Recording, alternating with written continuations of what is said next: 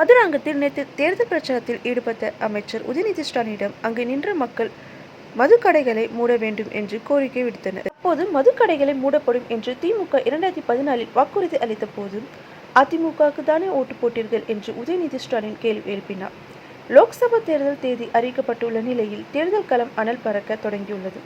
தலைவர்களின் அனல் பறக்கும் பேச்சுக்களால் விறுவிறுப்புக்கு பஞ்சமின்றி தேர்தல் பிரச்சாரம் சென்று கொண்டு இருக்கிறது.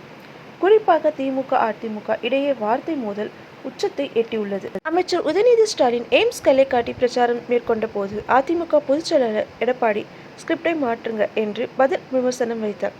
அதற்கு பதிலடி கொடுத்த உதயநிதி ஸ்டாலின், எடப்பாடி பழனிசாமி என்னை பார்த்து ஸ்கிரிப்டை மாற்ற சொல்லியிருக்கிறார். நானாவது கல்லை காட்டுகின்றேன், ஆனால் நீங்கள் பல்லை காட்டுகிறீர்கள் என்று கூறினார். மோடியுடன் எடப்பாடி சிரித்தபடி நிற்கும் போட்டோவையும் பிரச்சாரத்தில் உதயநிதி எடுத்து காட்டினார். இதற்கு பதிலடியாக தனது கையில் ஒரு போட்டோவுடன் வந்த எடப்பாடி பழனிசாமி, நான் பல்லை காட்டுகின்றேன் என்றால் நீங்கள் என்ன காட்டுகிறீர்கள் என்று கூறி பிரதமர் மோடியுடன் முதல்வர் மு.க. ஸ்டாலின், அமைச்சர் உதயநிதி ஸ்டாலின் ஒன்றாக இருக்கும் புகைப்படத்தை எடுத்து காட்டினார். தேர்தல் களம் அனல் பறந்து கொண்டிருக்கிறது. மற்றொரு பக்கம் பாஜகவுடன் தனது பங்குக்கு அதிமுக திமுகவை ஒரு சேர கடுமையாக விமர்சித்து வருகிறது. அதிமுக போட்டியிலேயே இல்லை என்று பாஜக தலைவர்கள் கூறி வருகின்றனர். தேர்தல் பிரச்சாரம் அனல் பறக்க தொடங்கிவிட்டது. இந்த நிலையில் இன்று மதுராங்கத்தில் தேர்தல் பிரச்சாரத்தில் ஈடுபட்ட அமைச்சர் உதயநிதி ஸ்டாலின் 2016ஆம் ஆண்டு மதுக்கடைகள் மூடப்படும் என்று கருணாநிதி வாக்களித்த போது நீங்கள் யாருக்கு ஓட்டு போட்டீர்கள் என்று வாக்காளர்களிடம் கேள்வி எழுப்பினார்.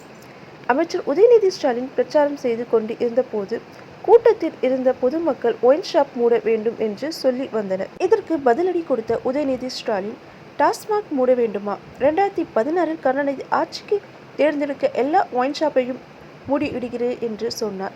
ஓட்டு போட்டீர்களா? ஓட்டு போட்டீர்களா? 2016 தேர்தலின் போது கருணாநிதி வாக்குறுதி கொடுத்தார். திமுக ஆட்சிக்கு வந்தது என்றால் எல்லா ஒயின் ஷாப்பையும் மூடி விடுகின்றேன் என்று வாக்குறுதி கொடுத்தார். ஓட்டு போட்டீர்களா? யாருக்கு ஓட்டு போட்டீங்க? அதிமுகவுக்கு தானே ஓட்டு போட்டீங்க என்று சித்தபடியே கூறினார். 2016 நடைபெற்ற சட்டமன்ற தேர்தலின் போது அப்போது எதிர்க்கட்சியாக இருந்த திமுக மீண்டும் ஆட்சிக்கு வந்தால் மதுக்கடைகள் மூடப்படும் என்று வாக்குறுதி அளித்தது. அப்போது முதல்வராக இருந்த ஜெயலலிதா, அதிமுக ஆட்சி அமைத்தால் மதுக்கடைகள் படிப்படியாக மூடப்படும் என்ற வாக்குறுதியை கூறினார். அந்த தேர்தலில் பூர்ண மதுவிலக்கு என்ற கோஷம் எதிர்க்கட்சிகள் மத்தியில் பிரதானமாக வைக்கப்பட்டது. எனினும் அந்த தேர்தலில் அதிமுக வெற்றி பெற்று ஆட்சியை தக்க வைத்துக் கொண்டது குறிப்பிடத்தக்கது. நான் இன்னைக்கு பேசிட்டு போயிட்டேன்.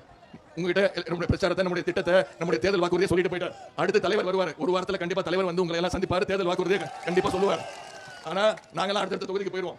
ஆனா அந்த தொகுதியில இருந்து அண்ணன் தங்கத்தமிழ்ச்செல்வன் அவர்களுக்கு ஏன் உதயசூரியன் சின்னத்தில் வாக்களிக்கணுங்கிற அந்த பிரச்சாரத்தை நீங்க ஒவ்வொருத்தரும் பொறுப்பெடுத்து பண்ண வேண்டும். நீங்க ஒவ்வொருத்தரும் ஒவ்வொரு 10 வாக்குக்கு நீங்க பொறுப்பெடுத்துக்க வேணும். ஒரு 5 வீட்டுக்கு நீங்க பொறுப்பெடுத்துக்க வேணும். அந்த பிரச்சாரத்தை நீங்க எடுத்து கொண்டு போய் சேர்த்து தேர்தல் நாளன்று அவங்க அத்தனை பேரையும் வாக்குச்சாவடிக்கு கொண்டு வந்து உதயசூரியன் சின்னத்தில் அண்ணன் தங்கத்தமிழ்ச்செல்வனுக்கு வாக்களிக்க வச்சு சவால் விட்டுருக்கீங்க. நீங்க மறந்தாலும் நான் மறக்க மாட்டேன். 3 லட்சம் வாக்கு வித்தியாசத்தில் ஜெயிக்க வைக்க போறீங்களா இல்லையா? நிச்சயமா செய்வீங்களா? வருகின்ற ஜூன் 3ஆம் தேதி முத்தமிழ் டாக்டர் கலைஞருடைய 100வது பிறந்தநாள். கலைஞருடைய 100வது பிறந்தநாள் உங்களுக்கு தெரியும். ஜூன் 4ஆம் தேதி வாக்கு எண்ணிக்கை. நாம முத்தமிழ் டாக்டர் கலைஞருக்கு உண்மையா ஆத்மார்த்தமா கொடுக்க போற பிறந்தநாள் பரிசு என்ன? 40க்கு 40 வெற்றி பெற்று கலைஞருடைய காலடியில சமர்ப்பிக்க போறோமா இல்லையா? நிச்சயமா செய்வோமா? கண்டிப்பா உங்களை நம்பலாமா? நிச்சயம் நம்பலாமா? உங்களை எல்லாம் நான் அன்போடு கேட்கிறேன், பண்போடு கேட்கிறேன், பாசத்தோடு கேட்கிறேன், உரிமையோடு கேட்கிறேன், உங்கள் வீட்டு பிள்ளையாக இருந்து கேட்கிறேன். இன்னும் பெருமையா சொல்லணும்னா தலைவருடைய மகனாக இருந்து கேட்கிறேன். இன்னும் பெருமையா பூரிப்பா சொல்லணும்னா முத்தமிழ் டாக்டர் கலைஞருடைய பேரனாக இருந்து கேட்கிறேன். உதயசூரியன் சின்னத்திற்கு ஆதரவு தாருங்கள். அண்ணன் தங்கத்தமிழ்ச்செல்வன் மிகப்பெரிய வாக்கு வித்தியாசத்தில் வெற்றி பெற வச்சு பாராளுமன்றத்துக்கு அனுப்புங்கள் என்று கூறிக்கொண்டு நீங்கள் கொடுத்திருக்கக்கூடிய வரவேற்புக்கு நன்றி கூறி விடைபெறுகின்றேன். நன்றி, வணக்கம்.